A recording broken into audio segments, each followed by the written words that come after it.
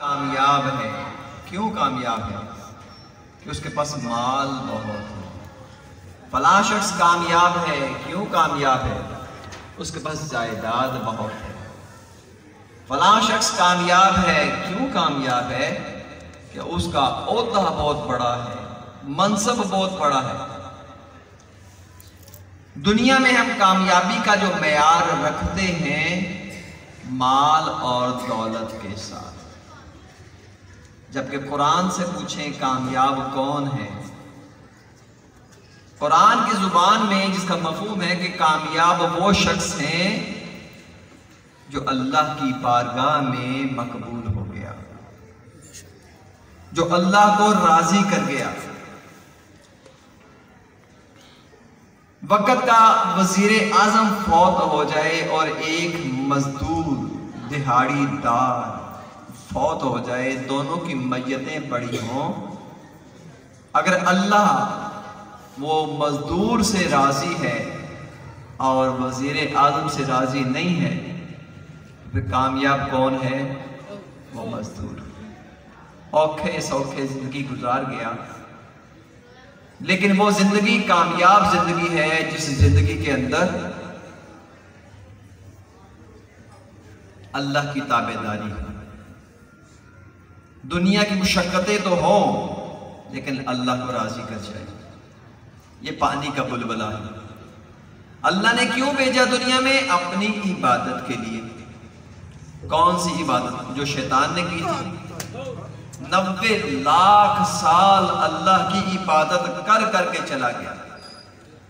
تھا جن، دنیا کا کوئی چپا نہیں چھوڑا، کوئی حصہ نہیں چھوڑا جہاں شیطان نے سجدہ نہ کیا ہو. دنیا میں عبادت کر کر کے یہاں تک کہ وہ فرشتوں کا بھی استاد بن گیا. لیکن وہ عبادت جو 90 لاکھ سال سے زائد کی تھی، وہ عبادت بھی مردود ہو گئی. کس وجہ سے؟ اس وجہ سے کہ اللہ کا حکم نہ ماننا. 90 لاکھ سال کی عبادت رد ہو گئی کہ اللہ کا حکم نہ ماننا. وہ جو فرشتوں کا امام تھا مردود ہو گیا. ایک سجدہ نہ کیا. کس کو؟ اللہ کو نہیں، اللہ کے بنائے ہوئے کو.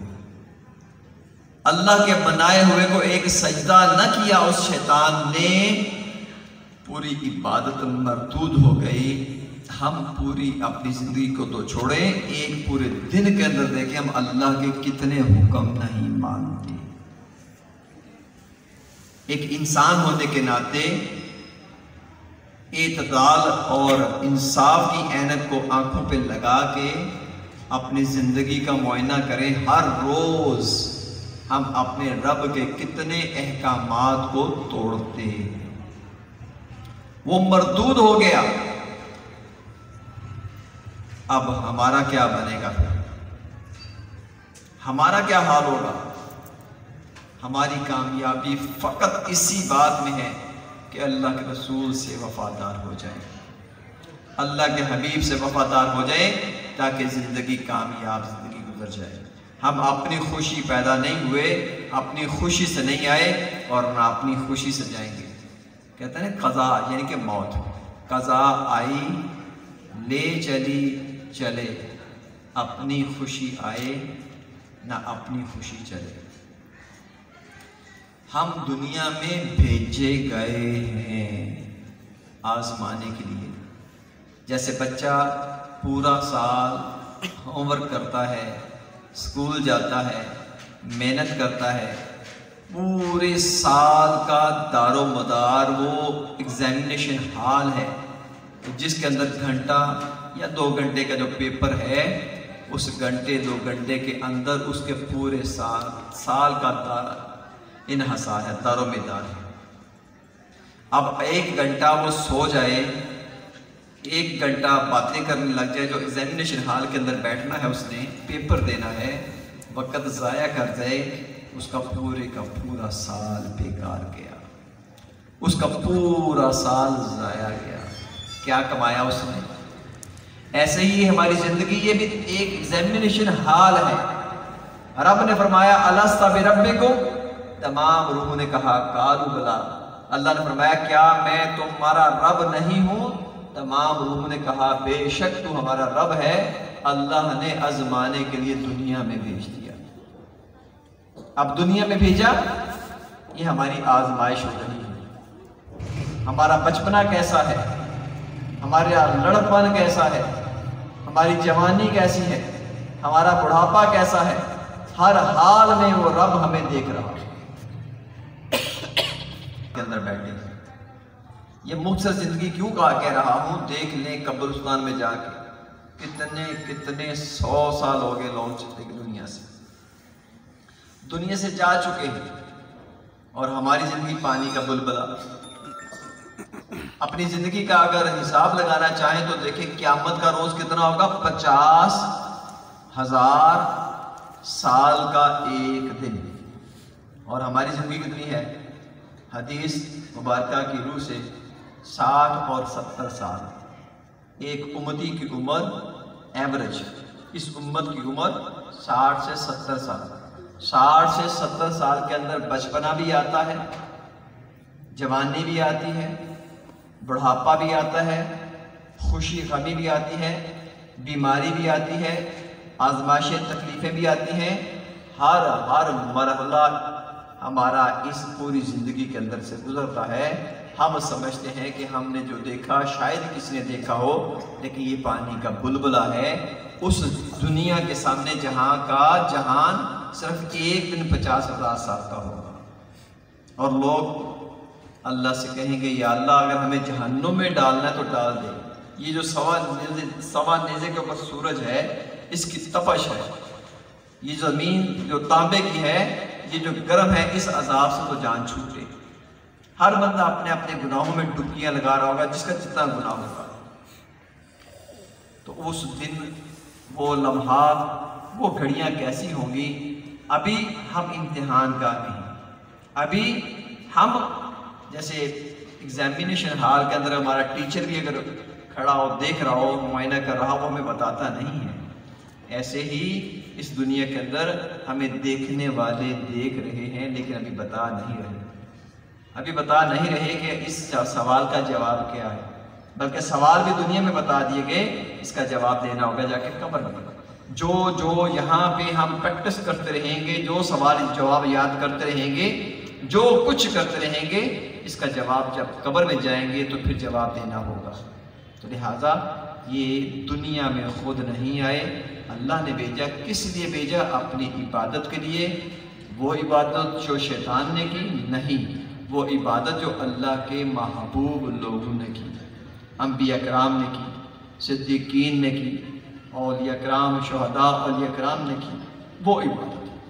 اب وہ عبادت جب ہم دیکھیں کیسے ہوگی، پھر ان لوگوں کی زندگیاں پڑھنی پڑیں گی، ان کی روزمرہ زندگی کے معاملات کو دیکھنا پڑے گا۔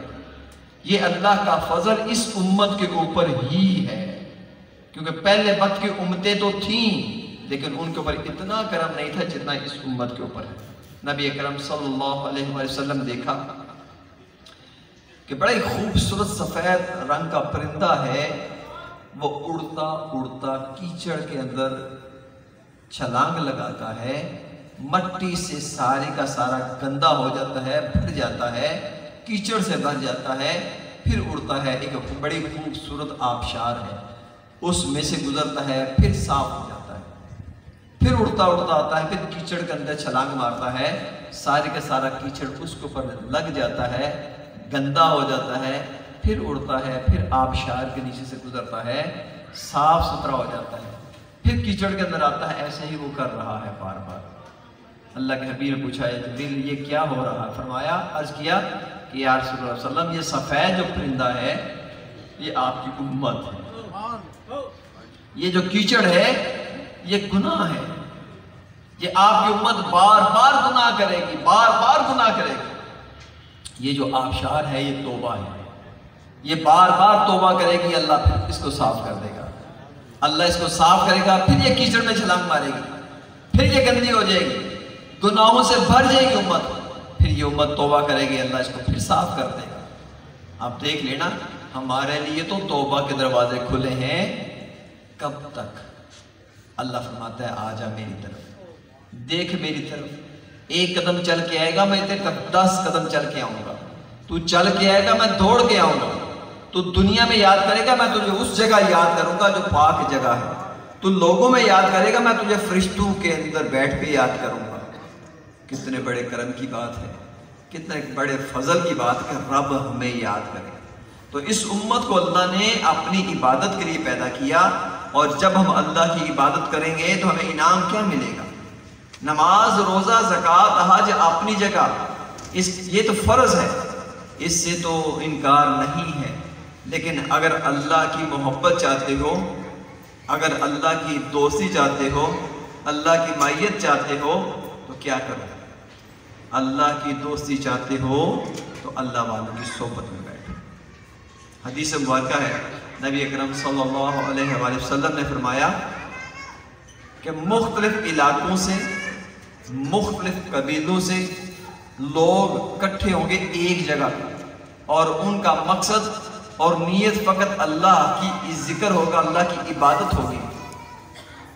وہ جدا ہونے سے پہلے اپنے اپنے گھروں میں جانے سے پہلے اللہ سب کو بخش دے گا۔ آپ دیکھ رہے ہیں ماشاءاللہ، کوئی کہاں سے کوئی کہاں سے کوئی کہاں سے، سارے ایک جگہ اکٹھے ہوئے۔ ہمارا مقصد اللہ کا ذکر ہے، اور جب اللہ کا ذکر کر کے جب ہم اس جگہ کو چھوڑ کے جائیں گے تو اللہ ہمارے یہاں سے چھوڑنے سے پہلے، اٹھنے سے پہلے اللہ ہمارے گناہ بخش دے گا۔ یہ میری اور آپ کی بات نہیں ہے، اللہ کے محبوب کی بات ہے، یہ نبی پاک صلی اللہ علیہ وسلم نے فرمایا۔ الحمدللہ ہم ایک دوسرے کو بھی نہیں بھی جانتے، نام سے، کام سے، قبیلے سے، فیملی سے واقفیت نہیں ہے، لیکن اللہ کے ذکر بھی بیٹھے ہیں۔ الحمدللہ اللہ کے محبوب کے اس فرمان کے مطابق الحمدللہ جب ہم یہاں سے جائیں گے تو اللہ ہمارے ہاتھ کا فتح فرمائے گا۔ تو یاد رکھیں یہ جو ذکر ہے یہ اللہ کی طرف سے بہت بڑی نعمت ہے۔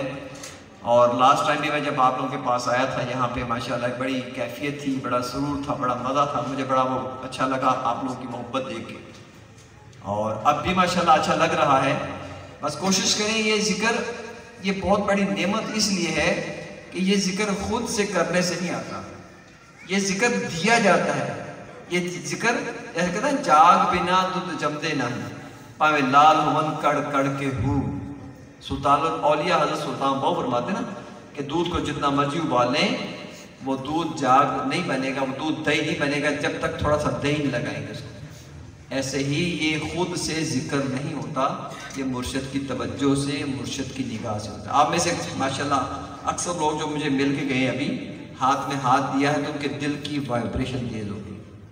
بعض لوگوں کے میں ہاتھ کو بھی ان کے دل کو رکھ کے بتایا ان کو کہ ان کا دل خود ان کو بتا رہا ہے کہ اندر کچھ آ رہا ہے، کچھ ہو رہا ہے۔ یہ کیا تھی؟ یہ اللہ کا ذکر تھا۔ اللہ اللہ کرنے سے اللہ نہ ملے، یہ اللہ والے ہیں جو اللہ سے ملا دیتے ہیں۔ تو ایسی محافل جہاں توجہ کر کے قلب کو پاک کیا جائے،